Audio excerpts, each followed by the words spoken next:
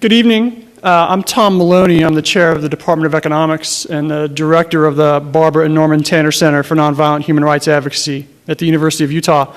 And it's my privilege to welcome you to the start of our 8th annual conference on human rights, conflict resolution, nonviolence, and peace. And our theme this year is Building Peace in the 21st Century, Global Ethical Dialogues. The program has been developed in collaboration with the Global Ethics Network of the Carnegie Council for Ethics and International Affairs. And our purpose is to reflect on this year, 2014, as the centennial of the founding of the Carnegie Council and also the centennial of the start of World War I, and to consider some of the threats to peace that are most pressing in our time, including environmental degradation, economic inequality, and violence by non-state actors. We'll examine these challenges and potential sources of their resolution, or at least their amelioration, beginning tonight and continuing in panels tomorrow on the University of Utah campus, starting at 8:30 a.m. The conference program will be available in the atrium afterward, and the conference is free, and we invite all of you to come and participate in that conversation. Our ability to engage in this work is the result of the great generosity of the Barbara and Norman Tanner family, and I want to thank them again for their vision in establishing the center and for their extraordinarily generous ongoing support. Please join me in thanking them.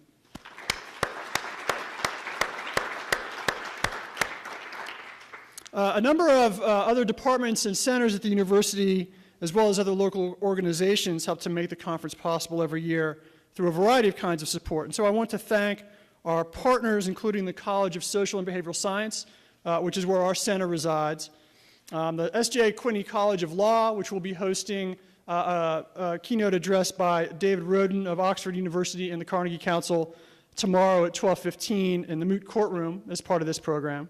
I want to thank the College of Humanities, which is the home to our sister curricular program, the Peace and Conflict Studies program, as well as the Tanner Humanities Center, the David Eccles School of Business, the Honors College, the Office of the Vice President for Institutional Advancement, all at the University of Utah, and also, of course, the Salt Lake City Public Library for hosting tonight's event, and also a reception following, which I hope you all will attend, and a screening last night of the film Inequality for All, which we held in collaboration with the Utah Film Center, which kind of kicked off the consideration of these issues, especially the issue of economic inequality. And I also want to thank the Tanner McMurran Lecture Series Endowment at Westminster College for their very generous support, as well as co-sponsors and other funders at the university, including the Center for Global Justice and the College of Law. This is a relatively new center at the university. It's headed by Erica George and Amos Giora of the law school. And it's doing very exciting and important work on human rights and justice issues, and I encourage you to investigate their work if you are unfamiliar with them. As well as the Department of Economics, the International Studies Program at the University of Utah, and the Center for the Study of Ethics at Utah Valley University. I want to thank the center staff, including Alita Tu and Victoria Medina, as well as Dean Chatterjee of the S.J. Quinney College of Law, also a Carnegie Council Global Ethics Fellow, whom you'll hear from in a second, and who led the conference planning this year. And finally, we're especially grateful to the University of Utah's Office for Global Engagement for sponsoring tonight's keynote address and our reception. It's always a great pleasure to collaborate with their office, which is headed by the university's Chief Global Officer, Michael Hardman. And I'd like to ask Mike Hardman now to say a few words of welcome.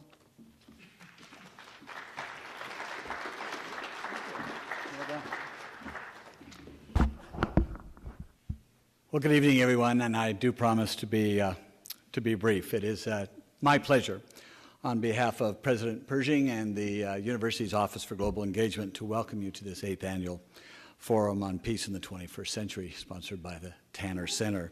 The Office for Global Engagement is certainly very proud to be sponsoring tonight's keynote, as this is one of our very first international events since we became part of the university this past fall. Yes, we're only 6 months old.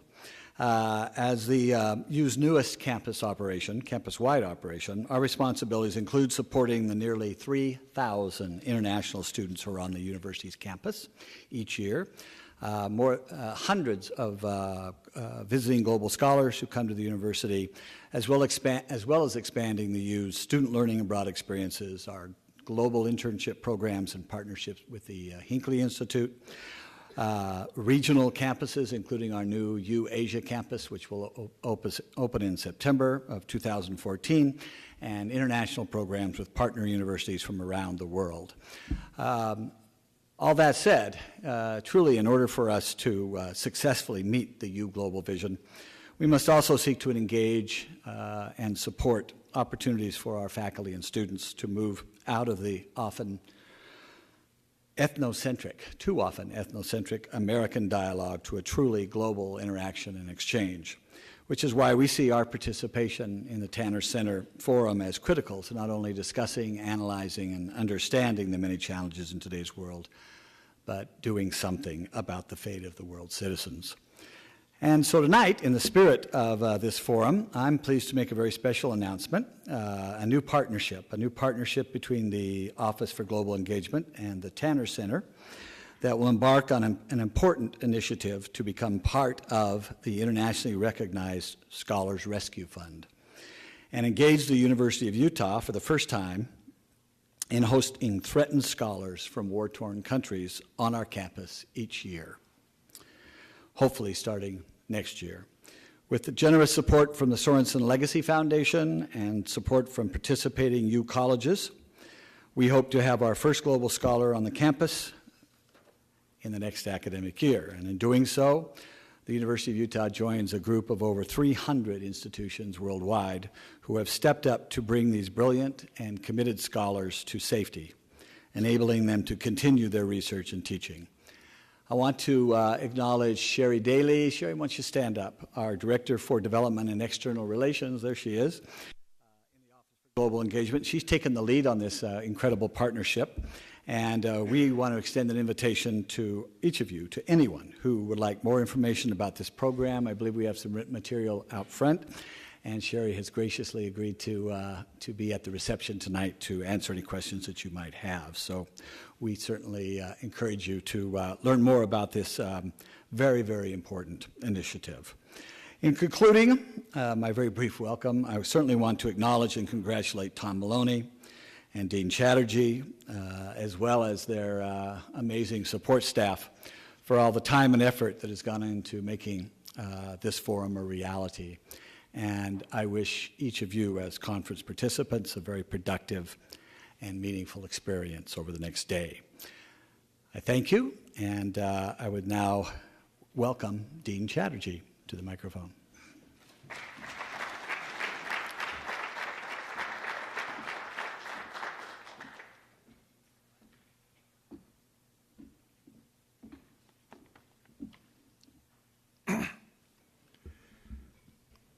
Good evening, and thank you for coming here to this evening's program. It's my distinct honor and pleasure to introduce the keynote speaker for the evening, and I'm going to do it. But before I do that, I do like to pause for a moment and reflect on a dear friend for all of us in this community that we lost. Just a little over maybe 2 months ago, we lost him. He had been a constant source of presence and inspiration for all of us, and we had such joy being with him, and he had been a big supporter and promoter of our efforts and programs. He is Professor David Keller. He was Professor David Keller, still is with us always, at Utah Valley University, and also the director. He was the director of the Center for the Study of Ethics at UVU. And as the director, he made that center a real big hub for the study of ethics, one of the best in the entire country, if I might say, in terms of its activities and engagement. And he was, in fact, a truly gentle, colossus, gentle presence with us. And his gentle greatness has influenced us in so many ways. We do miss his energetic, cheerful, and generous nature. In fact, as I speak these words, I almost can hear his boisterous words and big laughter. We were so fortunate to have him with us. Now that we don't have him now with us here, now is our time to remember and reflect on his gentle greatness. He taught us so much, both in his lifetime as well as in his death.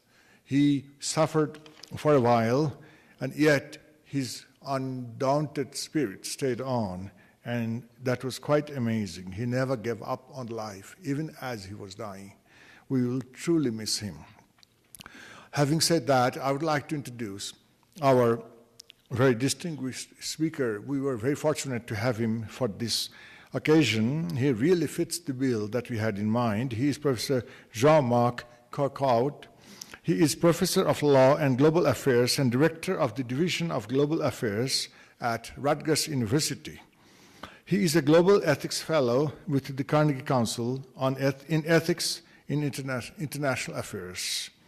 In the spring of 2013, he served as the Roberts Buffet Visiting Professor of International and Comparative Studies at Northwestern University. Professor Kwako holds a PhD in political science and law and also a doctorate in political theory, both from institutes and universities in Paris. And he holds also undergraduate and graduate degrees in philosophy, literature, and linguistics. He's quite versatile, as you can see. He has published over 14 books and more than 60 chapters and articles in the fields of comparative politics, political and legal theory, international relations, and international law. His books are available in English, French, Japanese, Chinese, Spanish, and Arabic. Prior to joining Rutgers, Professor Kwako served as the director of the United Nations University Office at the United Nations headquarters in New York City. Earlier, he was senior academic officer and director of studies at the United Nations University headquarters in Tokyo. He also served in the executive office of the United Nations Secretary General as a speechwriter for Dr. Boutros Ghali, and also served as an advisor at the Guatemalan office of the United Nations Department of Political Affairs. And listen to this, in this context, when he was at the United Nations and working in the Secretary General's office, he got involved in helping to address the various conflicts of the period of the time in the 1990s that the United Nations had in part the responsibility to try to stop. And then he was also involved in the processes of peace building and country reconstruction once the conflicts had stopped. So he is not only an academic, but also he had been in the trenches, so to speak, and he has these both sides. And so that's why what he says and what he can tell us would be that interesting for us to hear. A former fellow at Harvard University, at the University's Center for International Affairs, Department of Philosophy, and Harvard Law School, Professor Kwako has held appointments such as cultural attaché with the French Ministry of Foreign Affairs and legislative aid with the European Parliament.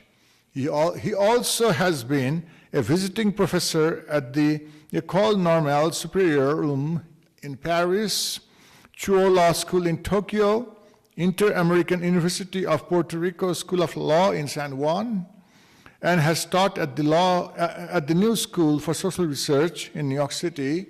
And also, in addition, he has been a senior fellow at the United States Institute of Peace in Washington, D.C., a global research fellow at New York University School of Law, and a visiting scholar at the School of Public Policy and Management of Tsinghua University in Beijing.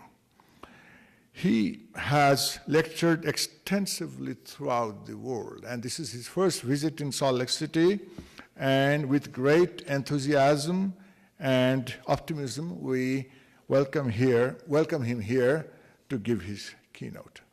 Thank you.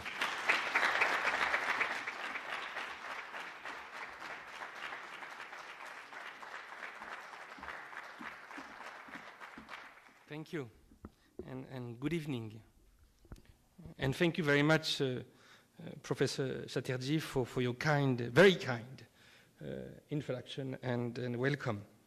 I also want to thank the organizers of the conference and the Barbara and Norman Tanner Center for Non-Violent Human Rights Advocacy for inviting me to attend this week's conference and deliver a presentation this evening. And thank you for taking the time to be here this evening. This is a great honor, and I'm truly grateful for it. I have to confess that this is my first time in Utah and in Salt Lake City. And from what I have seen so far, it's a very impressive place. So I'm truly very glad to be here today and this evening. So when the organizers of the conference asked me to deliver this evening's presentation, Dean suggested that in line with the overall theme of this year's conference organized by the Tanner Center, a good topic would be international dialogue and peace in the 21st century. Needless to say, this is a big, very big topic to address in the 40 minutes or so that I have for my presentation, but I agreed with the organizers, and I would be happy to try to share with you this evening a few thoughts on the topic. And in this regard, I thought that rather than giving you an historical overview of the state of international dialogue and peace in the 21st century, we would need much more than 40 minutes. I would give you a more personal take and account, if you will, on of the topic of international dialogue and peace in the current era.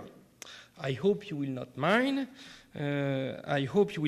Because sometimes being a bit personal on a given abstract topic and international dialogue and peace in the 21st century is certainly a bit abstract. So being a bit personal can be a way to bring a question down to earth and can help making sense of it for people, for an audience. So this is what I'll try to do this evening. You will have noticed that the title of my presentation is not simply International Dialogue and Peace in the 21st Century. The title that I gave to my presentation is Beyond the Culture of Fear and Insecurity, International Dialogue and Peace in the 21st Century. And with this title, I mean simply two things. To begin with, I mean that international dialogue and peace is very much about moving beyond, or should be very much about moving beyond overcoming a state of fear and insecurity. In addition, with this title, I mean to argue that the pursuit of international dialogue and peace should need to take place by factoring in the psychology and emotions of actors who have been at war and subsequently are seeking peace through dialogue. So against this background, I propose to organize my presentation around four main points. First, I will argue that the quest for international dialogue and peace requires partners. That is to say, the right partners. Not everybody is fit for and interested in ending war, fear and insecurity, and pursuing dialogue and peace. Second, assuming that we are dealing with people who are truly interested in dialogue and peace, I will say that the quest for dialogue and peace calls for mobilizing a psychological approach, an understanding of the ways of thinking and feeling of the parties that have been at war and that are now seeking peace through dialogue. In a way, that is the need to mobilize psychology and emotions is the core of my argument on dialogue for peace, dialogue and peace. We could call it the psychology of dialogue and peace. Third, I would refer to two examples of post-conflict situations that, in my opinion, illustrate how half-baked dialogue and reconciliation among parties previously at war accounts for rather unstable and fragile peace. And the two cases I have chosen concern the Balkans and Sino-Japanese relations. And fourth and finally, as a way to conclude, I will suggest some ways through which nurturing a stronger sense of dialogue could make peace among and within nations, within and among nations, more of a possibility in the years ahead. So this is my roadmap, okay? So let me begin with the simple idea that for international dialogue and peace to be an option, we need partners. We need the right partners. We need the right partners, that is to say we need people, leaders, interested in truly exploring and pursuing the possibility of an authentic dialogue and peace. And at the outset, we have to recognize that not everybody is interested in this.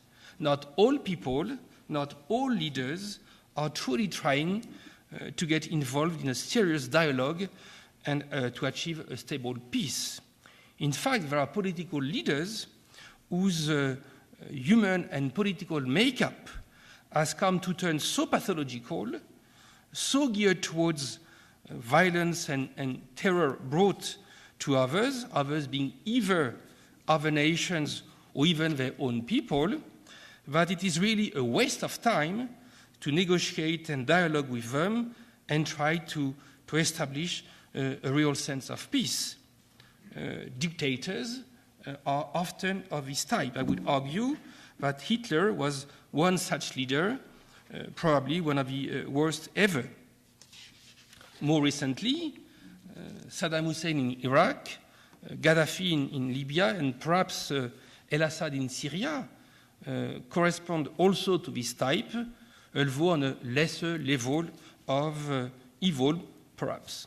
So with such people, dialogue is not really a possibility and does not make much sense. In fact, it is probably the removal that is a first step towards dialogue, and then, if the conditions are met, peace. So this is my first point. For international dialogue and peace to be possible, we need to have partners. We need to have the right partners.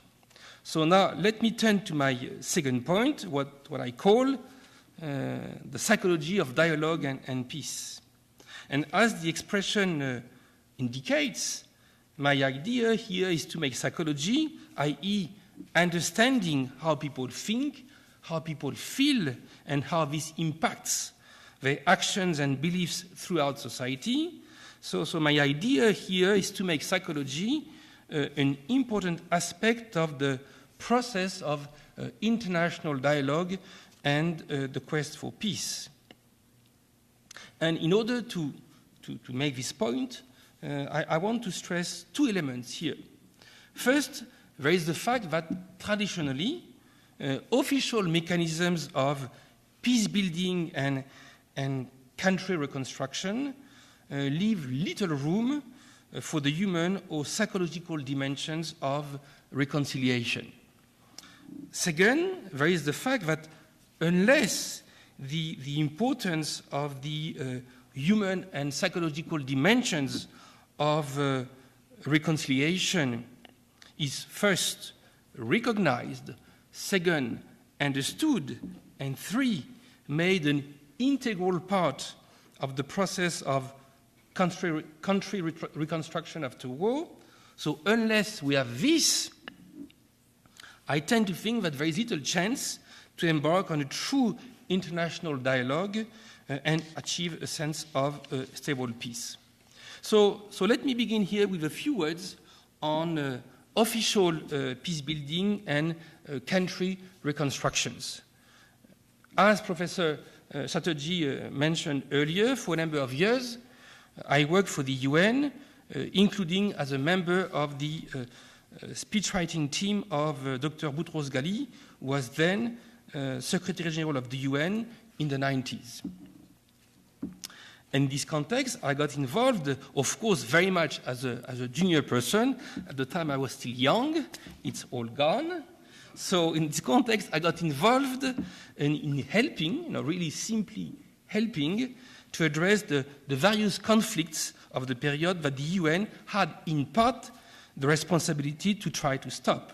And then I was also involved in the processes of peace building and country reconstruction once the conflicts had stopped.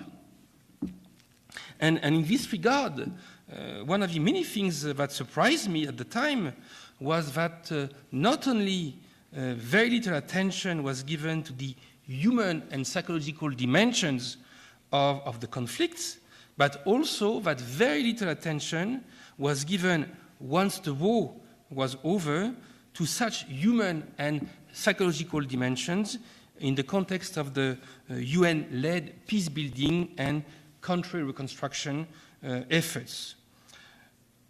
During the conflicts, the emphasis was very much on formal diplomacy, on whether to use force or not, or on coercing or not parties at war into diplomatic and political negotiations. And after the conflicts, the emphasis was on creating new and better institutions, helping the economic development of the countries, prosecuting the criminals, including via the international ad hoc tribunals set up by the UN, like the tribunals for former Yugoslavia and for Rwanda. And of course, all these things are very important, are crucial, but they are not enough. They are not enough to encourage a serious dialogue and establish peace if they are not accompanied by a real effort of examination, including of self-examination, meant to help understand the psychology and the emotions that led to violence and war, as well as to understand the psychology and emotions that could lead to the establishment of peace. So now let me say a few words about these human and psychological dimensions, which I say are so important to initiate and conduct a true dialogue with oneself and others, and in the end, make durable peace more of a possibility. And what I mean here by the human and psychological dimensions of dialogue and peace is quite simple.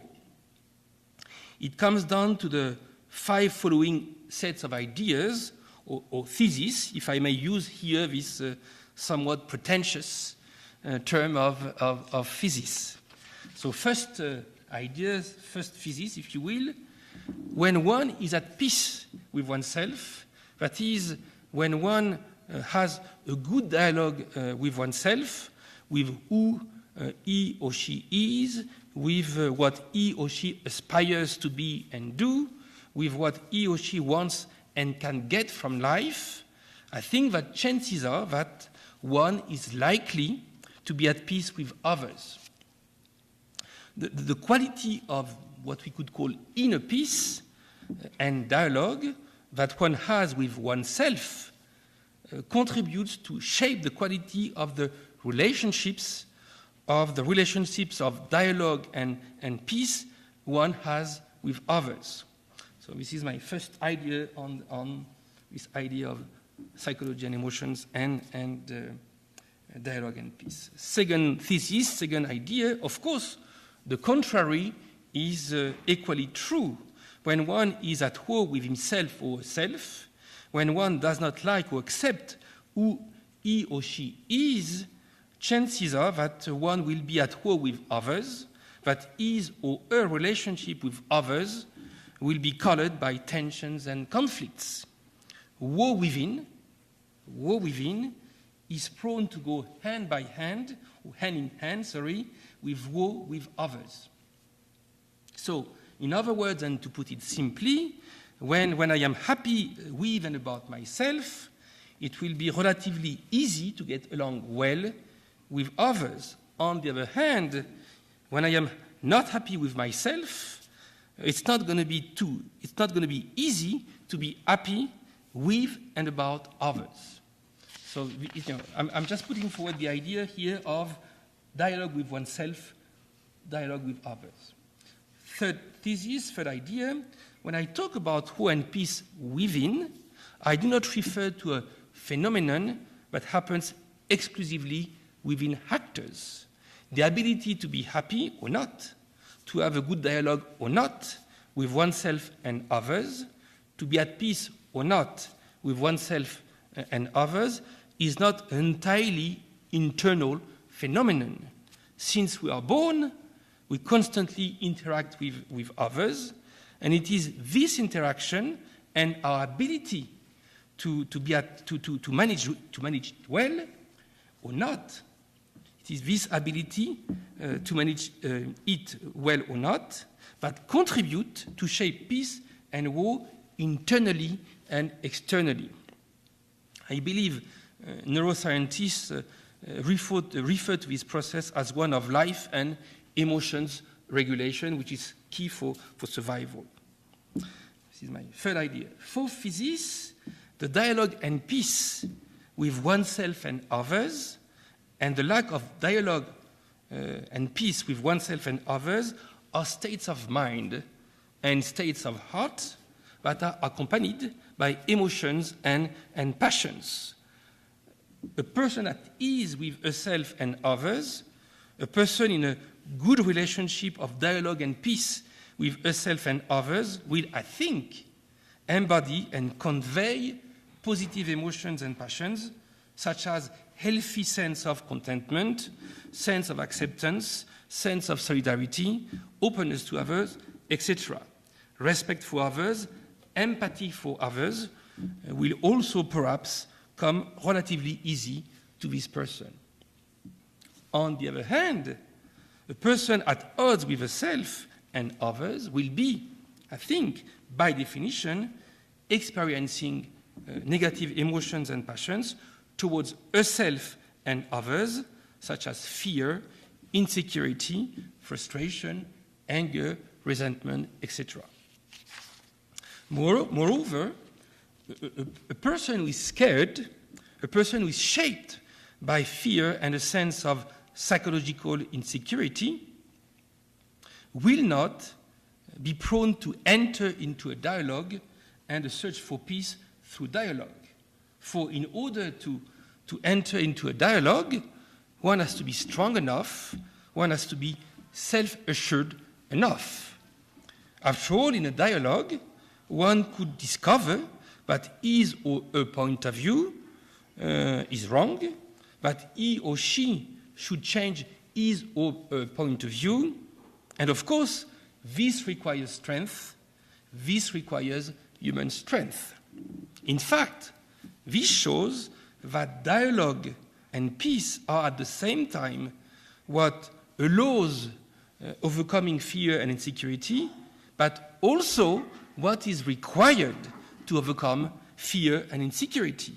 And this is why the connection between psychology and emotions on the one hand and dialogue and peace on the other hand is so important and yet so challenging. And this is why also it was important for me to include fear and insecurity in the title of my presentation.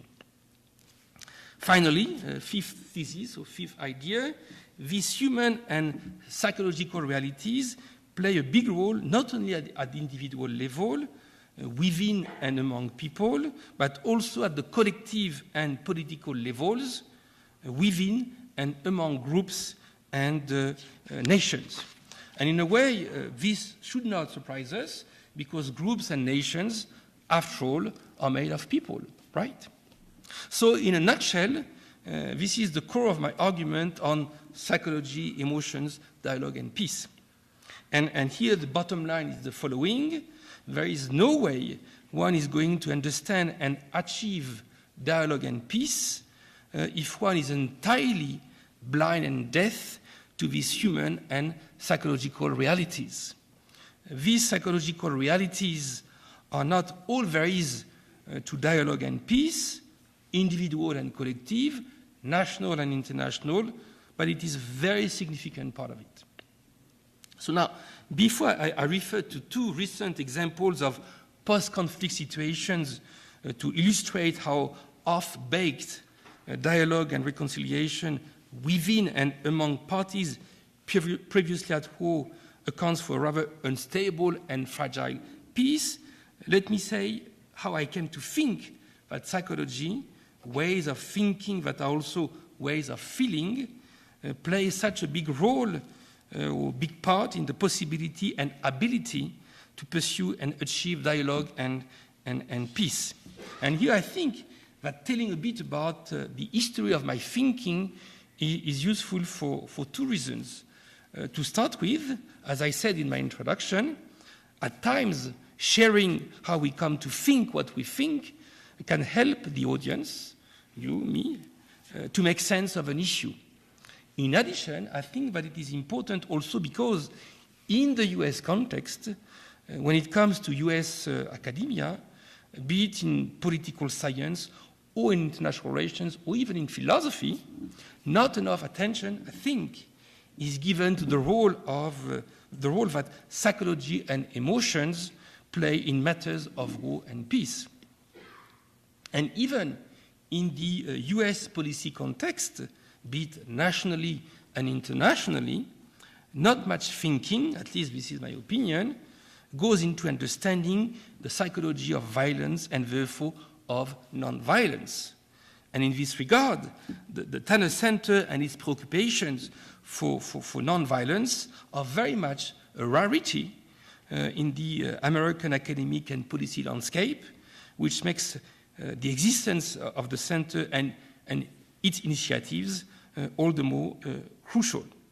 In any case, as far as I can recall the history of my own thinking on the topic, at least three elements played a role in shaping my thoughts, which are still, of course, in development, on issues of dialogue and peace, of international dialogue and peace.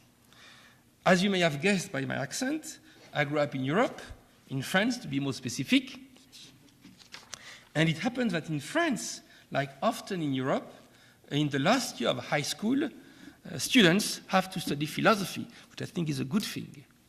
And it is in the context of my high school class of philosophy that I got to be introduced to the importance of psychology for the study of war and peace.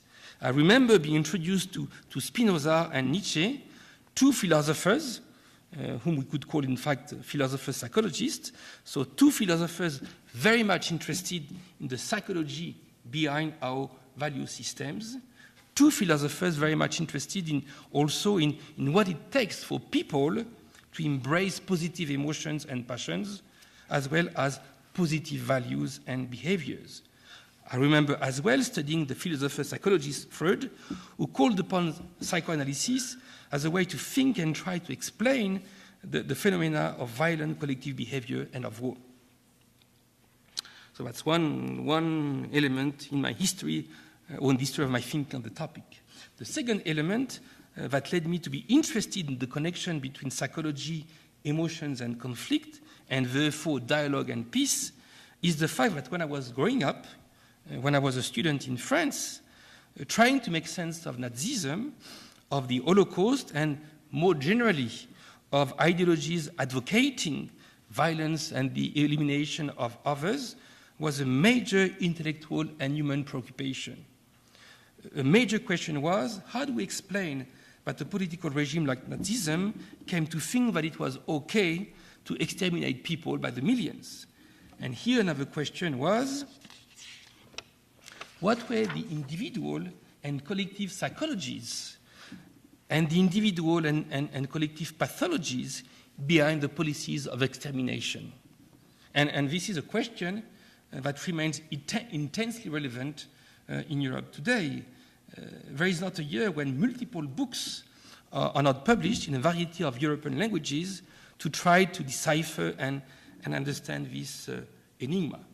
And myself, I'm currently developing a book on emotions and international politics, which in part tries to address this issue. And then finally, as I alluded to earlier, my own professional experience with the UN led me to be convinced that unless we understand the psychology of murder and killing, unless we make it part of the quest for international dialogue and peace, I think we run the risk of failing in bringing about better relations within and among people and altogether better world. And so this brings me to the third section of my presentation, that of historical examples illustrating how off-baked dialogue and reconciliation with oneself and among parties previously at war accounts for a rather unstable and fragile peace. And here I want to allude to two cases, the Balkans and the contemporary Sino-Japanese tensions. Each in their own way, these two cases, although they are very, very different, of course, are defining for the current era. And they are indicative of the problems, I think, encountered by processes of international dialogue and peace when these do not take seriously enough the considerations I mentioned earlier concerning the psychology of war and peace. And so here let me begin with the Balkans and the conditions of international dialogue and peace. And in this regard, what is particularly striking about the wars in the Balkans in the 90s and the massive crimes that were committed in their context is the following. The people who ordered and committed these crimes didn't see themselves as criminals or perpetrators. In fact, they saw themselves as victims. That was very much the case of the Bosnian Serb side towards the Bosnian Muslim population, or of the Serb side in Kosovo. And of course, I should add here that this state of affairs is not specific to the Balkans. In fact, it is often that criminals committing crimes do not see themselves as criminals, but as victims. In the process, perpetrators do not have to take responsibility for their crimes. It's always the fault of others, including of the victim. In any case, in this perspective, in the Balkans, the Serbian sides of war identified with a victim mentality, with having been wronged and continuing to be wronged by history. This led them to think and feel that they were justified in engineering ethnic cleansing in Bosnia and then in Kosovo, that they were not committing crimes. So again, this background, my question is, how well have the processes of international dialogue and reconciliation that have taken place at the end of the Balkan Wars, in the second half of the 90s for Bosnia and in the early 2000s for Kosovo, how well did they try to tackle and overcome this victim mentality on the part of the perpetrators? Well, I would argue not very well. And of course, needless to say, this is a problem. Surely, the growing anchoring of the Balkans in the European Union project, what we call the European Union project, is helping to move beyond the traumas of the past. But if the European project were to falter, which is always a possibility, now more than ever, and if its ability to help integrate the Balkans were to weaken, we would see very quickly the tensions among communities rising again, and that the current peace is a highly unstable one. Now, what about my second example, the Sino-Japanese tensions? These tensions are particularly important considering that they could lead, in the worst-case scenario, to a conflict, but also because of the rising global profile of China in the past 20 years. So concerning these Sino-Japanese tensions, I guess that you have all read in the newspapers or seen on TV that in these days they seem to be increasing. As you may know, the immediate source of the tension is a dispute over who of Japan or China has legitimate sovereignty over a bunch of small islands in the South China Sea. And the dispute takes place against the background of China's growing assertiveness in the region and issues of access to natural resources presumed to exist at the bottom of the South China Sea. But of course, such dispute is only the tip of the iceberg.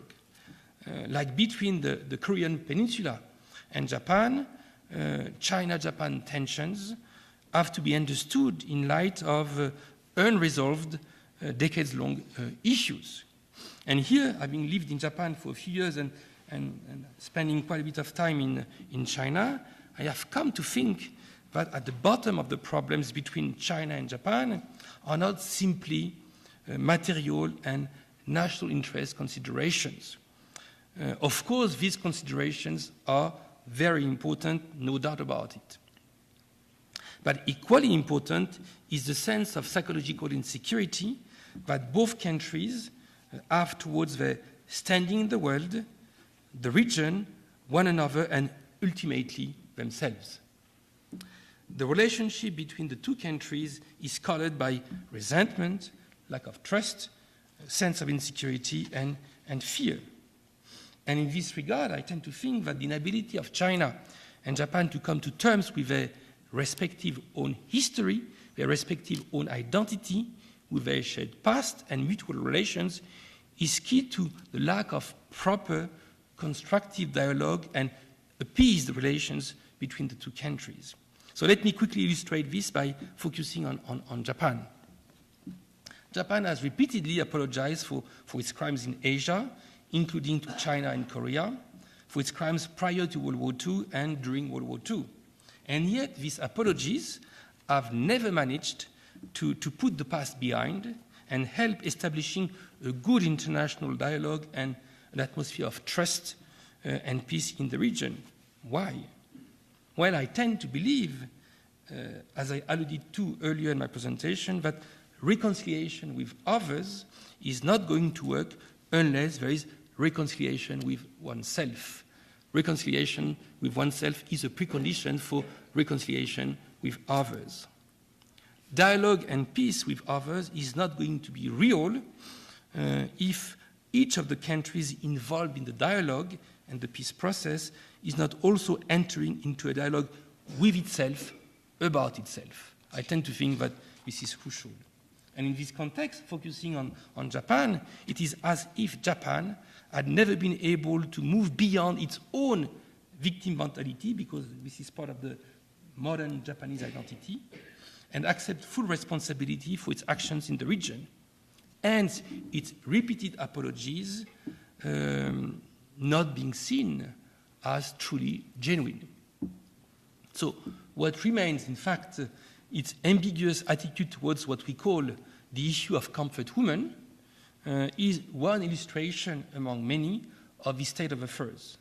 Of course, this is not to say that the other side is perfect. In fact, China and the two Koreas have their own problems. They themselves are not entirely honest about their past and past attitudes. But the result is that we have in Northeast Asia a very fragile international dialogue and peace and deep tensions and frustrations at work. So, where does all this leave us for the way forward concerning international dialogue and peace in the 21st century?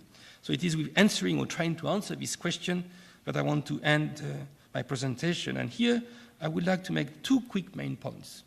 First, I would like to mention some of the specific conditions of the 21st century, if you will, and what this means for conflicts and the attempts to overcome them through international dialogue and peace. Second, I will put forward a few recommendations that perhaps will allow us to understand and integrate, more than it has been the case in the past, the psychology of war and peace in order to pursue and achieve more successful scenarios of international dialogue and peace. So before giving a few recommendations for the way forward, it may be useful to highlight some of the specific characteristics of tensions and conflicts in the early years of the 21st century. These characteristics are not entirely new. They have been at work for a while, but it seems as if they are deepening, or they have been deepening in the past years. And here, just for sake of argument, I'm not planning and pretending to be comprehensive, of course, I will just mention 4 of them. First, one of the growing sources of instability and conflict today is, paradoxically, the fact that the world is becoming more and more integrated, that people are getting closer to one another due, for instance, to greater economic integration and interdependence. Now, far from being only a source of integration, this growing closeness is also a source of disintegration. Among other things, people feel challenged by others becoming so close, and their lives so intertwined, so interdependent. And this is all the more the case, considering that the growing closeness of people is taking place in the context of increased competition among regions, countries, and cultural models. The second characteristic is the fact that although people are getting closer and more interdependent, it seems to me that they are less and less inclined, geared towards trying to understand others' point of view. Clearly, this attitude cannot be a good recipe for authentic international dialogue and peaceful relations with others. Third characteristic, there are the modalities of contemporary war themselves and what they are destined to mean for the pursuit of international dialogue and peace. The traditional modalities of war, with countries fighting, armies colliding on the battlefield, and clear front lines between civilians and military actors, tend to be less and less part of the norms and daily realities of war. And so as a result, among other things, this evolution, rather than bringing greater security, generates a greater sense of insecurity, if not paranoia.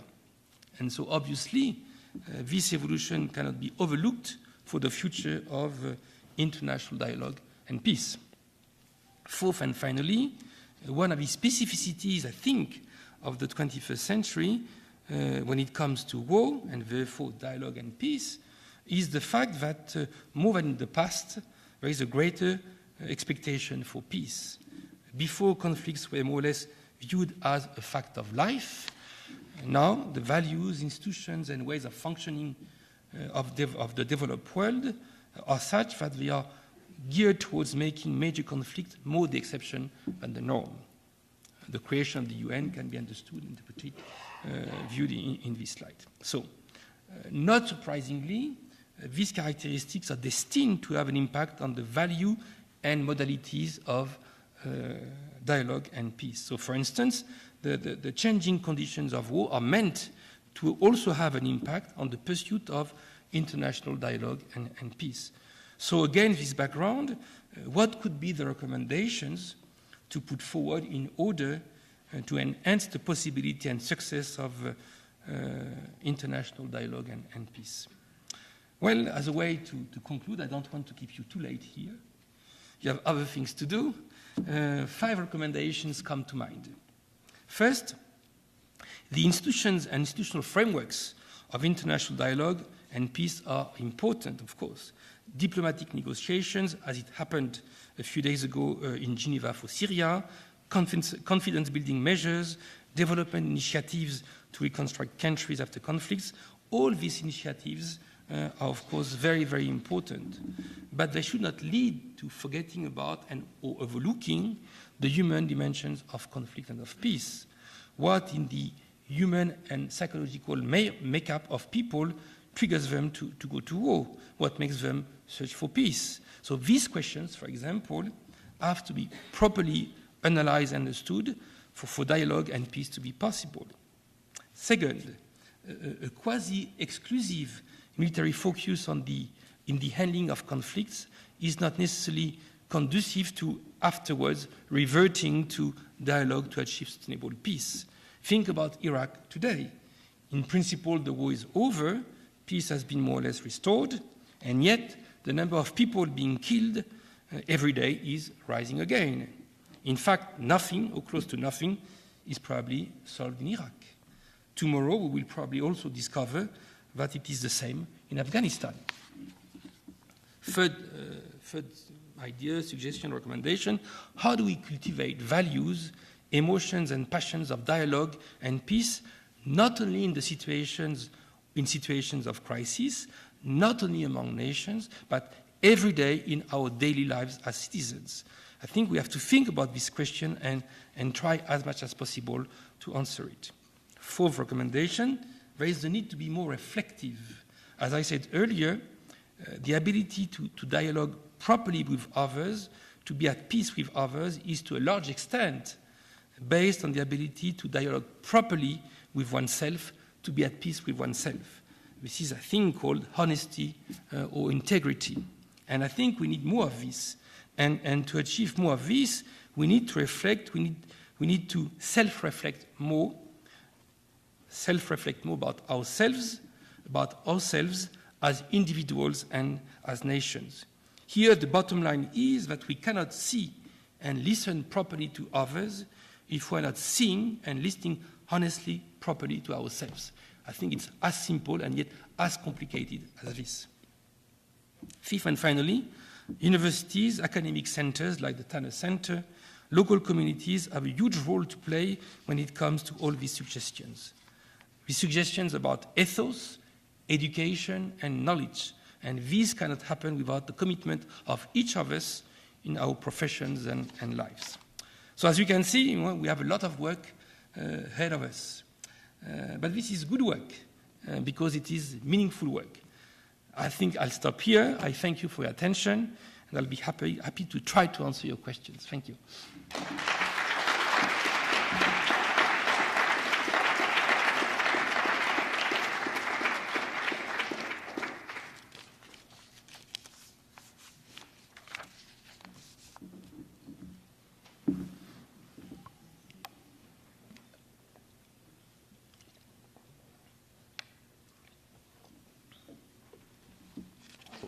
I will start. Okay. If no one else wants to. I very much enjoyed your presentation and the, for me, surprising focus on sort of an individual level dialogue with the self as a precursor to peace. But I wonder if you could connect that to institutional frameworks a little bit more. I guess as you were talking, I was thinking about peace and reconciliation processes. You think about South Africa as maybe an example of an institutional framework that does what you suggest is necessary, sort of encourages uncovering history, encourages a clear reflection on the underlying causes of these things. Are there other kinds of institutional frameworks that you've thought about that sort of facilitate this? Initially, in my presentation, I had 4 cases. And then Dean told me, you should not go beyond 40 minutes. So I cut it down. So I got rid of 2 cases. One was Rwanda, and the other one was South Africa. And I know that the tradition has been to present South Africa as a success story. I tend to think that the transition process in South Africa has been a failure. Yes, it is true that on the one hand, we have moved from an apartheid regime to a so-called non-apartheid regime today without war. But I don't think that peace has been achieved in the process. The level of daily violence today in South Africa tells me that something is wrong and that something hasn't been addressed in the transition process. So that would be my answer. Mm-hmm.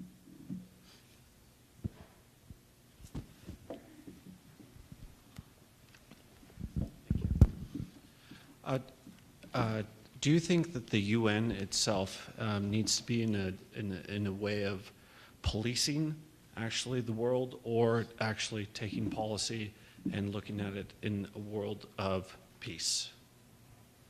I would base the question of saying that the UN as a sanction itself, being with all of the nations together with that, do you allow a sense of actual governing and policing, or do you allow an observance? Well, in principle or normative terms, the UN, along with member states, have the responsibility of ensuring collective security. So this is from a normative and principle point of view. In operational terms, the UN doesn't have the means to fulfill this mandate. So that's why I always say that the UN is not a global organization or a field organization. It's essentially a headquarters organization. So, on paper, based on the charter, in principles, based on norms, the UN is meant to contribute, not alone, but to contribute to collective security, which is one of the other ways to talk about policing, quote unquote, the world.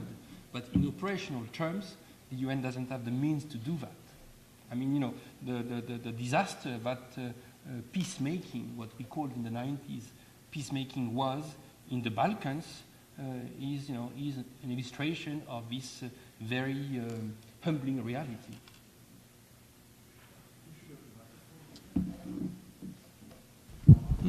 Oh, no, okay, sorry.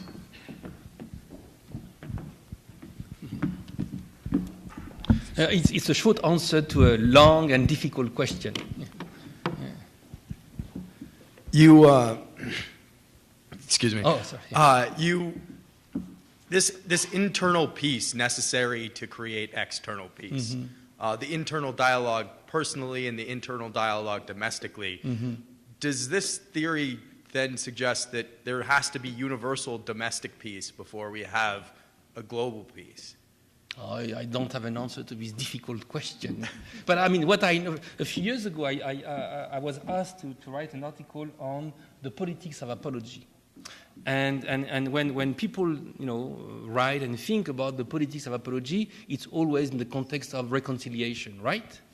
And when people think and talk about reconciliation, the focus has mainly been about, reconciling or trying to reconcile two actors who have been at war, right? And having worked at the UN, but also, and for me that was very enlightening, spent years a few years in Japan, and dealing with Japanese and Chinese matters and so on, I came to think that, in fact, reconciliation between two actors is not going to happen if each of these two actors doesn't work on itself and really enter into a dialogue with itself as a way to really, address its own, we could use the expression, psychotherapy as applied to politics. I mean, for instance, China and Taiwan would be perhaps in need of political psychotherapy, and many other places in the world. I mean, China and Japan for sure. But I mean, so I came to think that, while the focus when we talk about reconciliation is always the need to bring together these two actors who had been at war, equally important, if not more, is the need for each of these two actors to self-reflect about themselves and so on.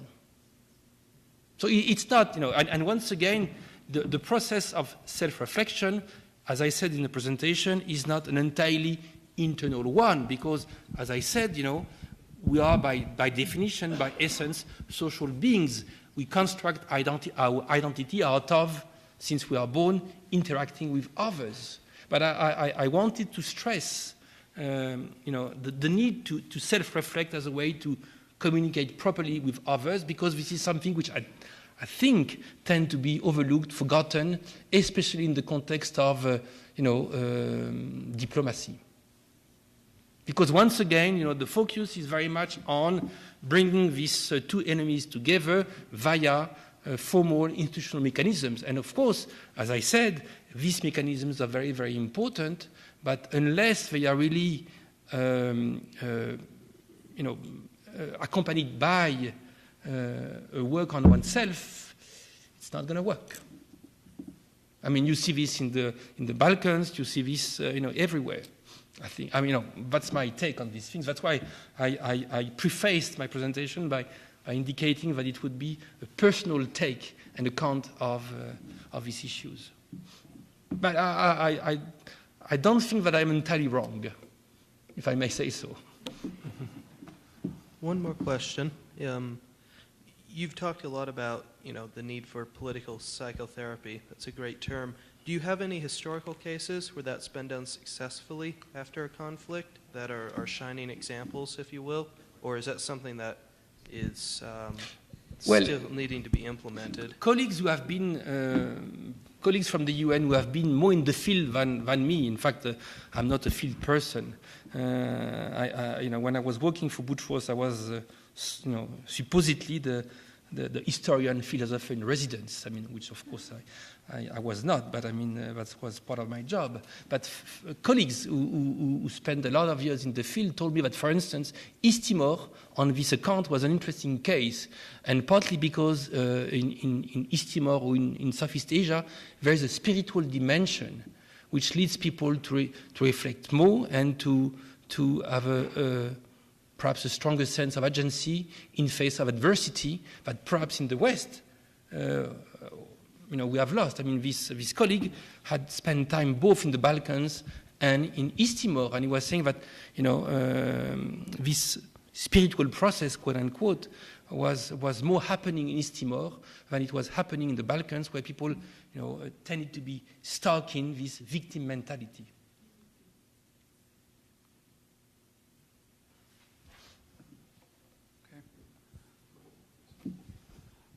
Hi, I'm up here. Thank you. So I have a question.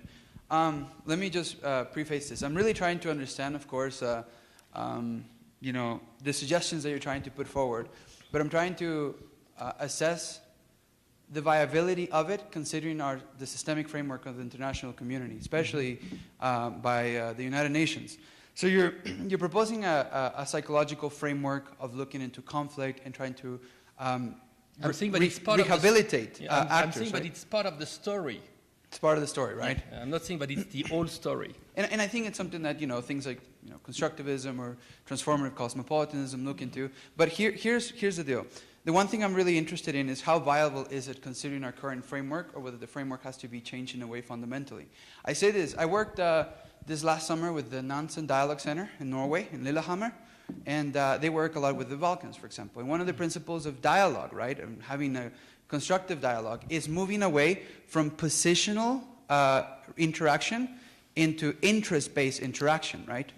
Now, I'm going to make an assumption that liberal democratic politics, by nature, because of its majority rule and the politics of power, etc., necessitates actors to interact with each other based on positional basis.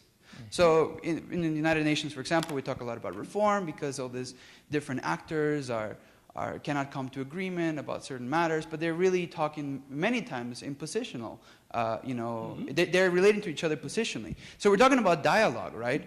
And dialogue just doesn't seem compatible with the current framework. So I'm wondering whether you think it's viable considering the current structure of the United Nations and perhaps a lot of the regional institutions to have dialogue and psychology-based introduction into resolving conflict, considering that it doesn't support it systemically. No, I'm not saying that the factoring in the psychological and emotional dimension is the whole story. I'm saying that it's part of the story and it's an important part which has been forgotten or which is overlooked. Well, I'll give you a simple example of what could be done. In fact, I started as a diplomat. My first career track was serving as a French diplomat. And I don't know why we leave diplomacy only to diplomats. Because diplomats are not necessarily the best to handle a conflict situation, let alone a negotiation situation, because very often diplomats are very narrowly focusing on the interests of their country. So, simple example, on a negotiation team, why is it that we only have diplomats when diplomats are not necessarily the best people to successfully pursue diplomacy? Example. I don't know, maybe it's just an idea. Yeah. Do you think that the presence of democracy helps or not? Mm-hmm. The well, it depends. I mean, peace? it's it depends. I was lucky enough to study a few years ago, many years ago, with Philippe Allott, who is a wonderful philosopher and philosopher of law who used to teach at Cambridge. And he has written a very interesting book called Anomia, which is about precisely the ability of societies to self-create and how, in fact, democracies have this ability to self-create more than any other regimes. And one of the key points that he makes in the book is that while democratic values are of great value for the fact that they are what they are, we have to make sure that they are not about self-righteousness, that therefore that they are able to embody and put forward a self-critical and self-reflective dimension. So my answer to you is twofold. Yes, democracy is a great tool as long as it is not self-righteous. And very often, in fact, democracy, and Western democracy, including American democracy, which is an outgrowth of European democracy, all too often tends to be self-righteous. And then we enter, we run into problems. I think, I don't know. Up here, I just got a question. When you talked about... Does it make sense, sir? Does it make sense? Yeah. When you talk about American democracy, and the first thing that comes to my mind is war in Iraq, where it seems that basically American foreign policy doesn't look into anything you talked about, inner peace, external peace, or anything like that. They attack the country based off of fake evidence and all that. And can you elaborate on UN role in stopping potentially, now we're talking about attacking Syria, North Korea is always in the news, Iran is the hot topic, so it seems like there's at the moment, just a cycle of today we're going to attack this country, then we're going to move on to this country, and living in a country that is the only country who ever used nuclear power, do you think that current foreign policy of U.S. is a threat to world peace? Let me think about it. Well, because the U.S. is a global power and a global democratic power, I think that it has enormous responsibility. And whatever it does, which undermines the international system, goes against its interest and the one of the world. So that's the framework that I am using when I think about these things. My answer could be, I don't know, I haven't thought about the U.S. as a threat to world peace. When I reflect a little bit on Western history, modern Western history, the history of the West towards the rest of the world since the late 15th century, I tend to think that history has been of two sides. On the one hand, it has been highly predatory. On the other hand, it has been highly humanistic. And I think that the West, in its relationship with the rest of the world, hasn't been able to decide which of these two directions, which of these two paths, which of these two identities should be the one with which it should identify first and foremost. So you have a constant oscillation. And for many, many years, a few centuries, that was the oscillation of continental Europe, then of Britain, and then maybe it's the oscillation of the US today. So that would be my answer. At the same time, a pillar of world peace, a consolidator of world peace, and yet at the same time, and this is a paradox, an underminer of its own peace and of world peace. So, clearly, we are coming at a point where we are at the crossroads, so we will have to make a choice. I don't know. This is an attempt to answer your question. I think you have a great point about victimization, and I think in 9/11 the U.S. felt the victim, and so we need to have an internal dialogue in the U.S. like you've been talking about. And I don't think that this dialogue has taken place. How do we nurture that dialogue? It's interesting. I have a friend, his name is Henri Rousseau, and writes very interesting things on, his books are available in English, on on memory and trauma in the context of the Holocaust. And he was asked to serve as a consultant for the museum, which has been put together in downtown New York City. And he wanted, the advice that he gave to the people who were putting together this museum was, why don't you try to use this opportunity as a way to have this conversation, right? And that was not really the philosophy which was embraced for the putting together of this museum. So in a way, you see, one could argue that September 11 was for the US a missed opportunity in terms of having this, internal dialogue. That's what I would argue. But how do you nurture that? How do you get it going? It's like it doesn't happen. No, I know, but it's a tough question. I don't have an answer. The fact of the matter is that the US, as a national culture, is not very self-reflective. So how do you nurture historical self-reflection? I'm always amazed by the fact that, for instance, the US, contemporary US, is a major history actor at the world level today, and yet there is very, very few things being produced on the US philosophy of history by specialists as well as public intellectuals, and yet there is a philosophy of history which is being written and which is being projected, and yet the people for whom it would be their job to think about these things, they don't write on it. And for me, this is an expression of an overall cultural trait. But I would have to think further on the matter to really, give you a better answer, I guess. But as a way to answer you, and to try to find the answer, I would start here, on these issues. Sir. I guess I don't need the mic. Oh, you have a strong voice. Your response to the question about... Wait for the mic. I do need the mic. Your response to the question about positionality and the blockage to the kind of conversation that you're speaking of forces me to examine where is it that that positionality originates.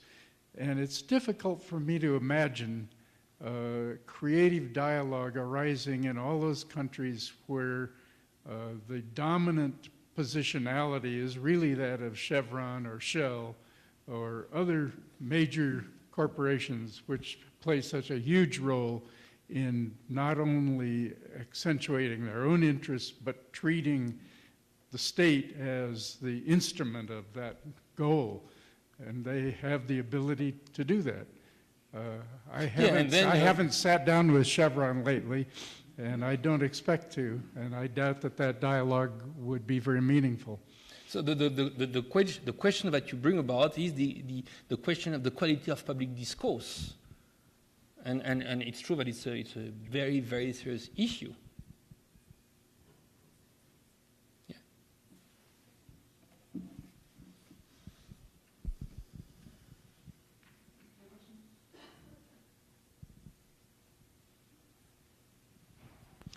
Gentleman over there.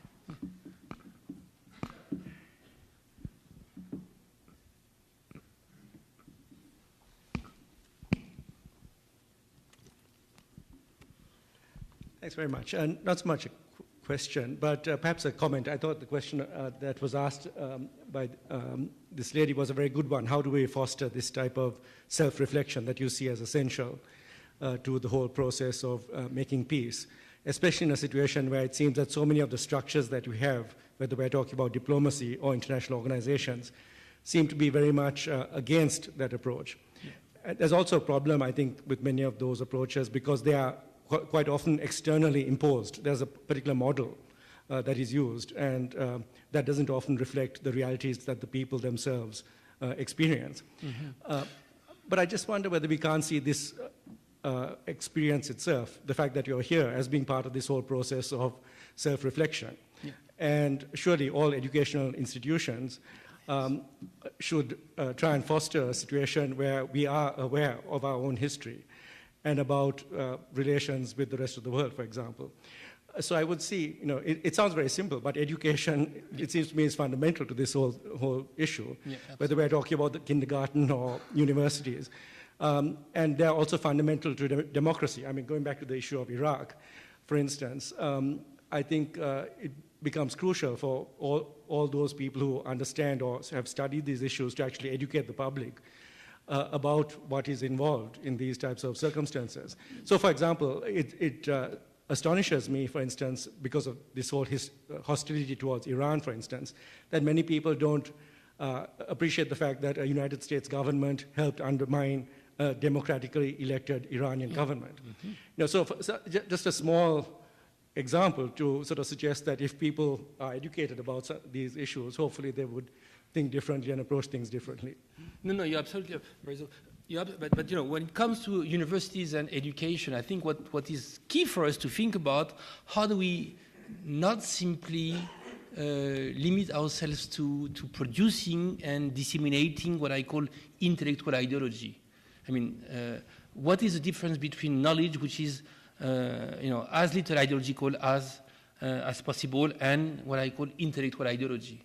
I mean, a few months ago, I was on a panel with the New School, and they were celebrating the openness of U.S. universities. And, U.S. universities, of course, are the most international bodies in the world. But they were all, congratulating themselves as if everything was fine, and not everything is fine. I mean, there is also a huge amount of intellectual ideology in the production and dissemination of knowledge, which is not knowledge in the end. And in the fact, and in the process, we don't do our job. We simply, fail ourselves, our students, and our countries in producing knowledge which is so ideological. So how do we make sure that we are not the captive of instrumental knowledge? So that's something also to think about. How do we get as self-reflective and as self-critical as we can be in terms of, our own knowledge production? On the basis of knowledge, I'm a student up in urban planning, and I know that education only goes so far as those who seek it. Mm-hmm. So like I'm up at the U, I have that opportunity, but do you think it's something that could be solved more locally and then move upward as like a basis for trying to obtain peace?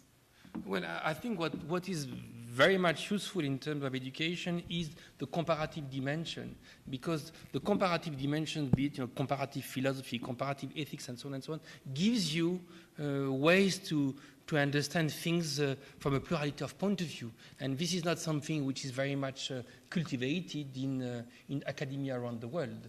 And if someone was going to ask me my advice, and of course nobody will, I would say, well, make it sure that the comparative dimension across countries in the developed world, as well as across countries between the developed world and the developing world, is part of the story that you are trying to generate and disseminate and pass on to students. I mean, for me, it was an incredible, I grew up in a small village in France. I happened to study partly here, and then I also studied in Latin America and lived in Asia. For me, that was a wonderful learning experience to really be exposed to diversity, because that's how you end up thinking and learning. If you are constantly circulating in the realm of the same, well, you cannot think and you cannot grow. So and there are institutional ways to make this happen, and comparative studies is one of them, I think. Every conflict I know about is one of real conflicts of interest and power. Mm-hmm. And I think these have to be solved if you're going to have stable peace. Mm-hmm. And I'm not against doing psychology as well, but I fear that if you start focusing too much on psychology, you will get diverted from these very real underlying conflicts. So, just get your psychology right, and we don't need to worry about the fact that in South Africa, unemployment is huge, inequality is huge, and so on and so forth. No, that's not what I'm saying. I mean, I said all along. I mean, but it's part of the story, but it's not the whole story. And I absolutely agree with you. If you are focusing, once again, the goal is not to move from one paradigm for another. The goal is not to change paradigm. The goal is to enrich the paradigm of explanation and of understanding. And this, in fact, entails dovetailing better than we have done in the past, the logics of interest and the logics of emotions, for instance. I just finished a long piece on theories of rights and theories of emotions. Any kind of theory of justice is underwritten by a grammar of emotions, which tends to be, in the Anglo-American world, overlooked. I think this is a mistake. So I'm not saying that this is, what I'm putting forward is not the whole story. It's a small piece of the puzzle. And this would have to be, added to, thinking about interest and so on and so on and so on. Can I just make one last? So I was just pushing this button today because I tend to think that we don't think that the button exists, and it exists. Well, Jean-Marc, I'm quite intrigued by what you said, and obviously, given the level of interest, there's something. But I'm also, should we say, not persuaded, like Frances. I think the same idea, the same question that she raised is also in my head, that there are real problems out there, and one can't just solve it by just saying that thinking a little bit differently. And may I just make two comments. One is that obviously I think the gentleman who gave the Chevron example, Chevron is not interested in psychotherapy, and they are affecting conflict. And so the question really is that, is this only meant for the weak, just to enable them to exist with these conditions, or is there something else going on? That's question number one, if I may. You dismissed the South African example. Now, clearly, one can say that the South African example, they were more or less doing what you said that they would do. Perhaps other things have also gotten worse, and therefore there are problems. But as far as what they did go through this psychotherapy exercise. Number three, Cambodia. Which went through an extremely violent period, has always been a peaceful country, and now has gone back to some of its own peaceful ways without going through any of this, what one might call it, a psychological sort of an experience.